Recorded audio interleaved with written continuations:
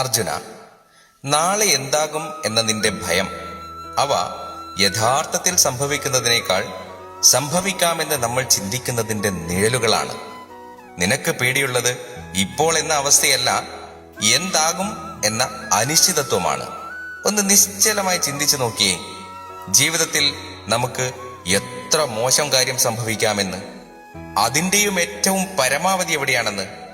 ആ പരമാവധി മനസ്സിലാക്കിയാൽ നിനക്ക് മനസ്സിലാകും, ലോകം അവസാനിക്കില്ല, നീ തകരില്ല. ജീവിതം എപ്പോഴും നമ്മളെ പരീക്ഷിക്കുന്നതല്ല, നമ്മുടെ ചിന്തകളാണ് നമ്മളെ ക്ഷീണിപ്പിക്കുന്നത്. അതിനാൽ ഭയത്തെ വിശ്വസിക്കേണ്ട, ബോധത്തെ വിശ്വസിക്കൂ. നീ കരുതുന്നത് പോലെ അത്ര ഭീകരമൊന്നുമല്ല ഈ ജീവിതം. അത് നീ കാണാൻ തയ്യാറാകുന്ന രീതിയിലാണ് നാം അതിനെ രൂപപ്പെടുത്തിയിരിക്കുന്നത്.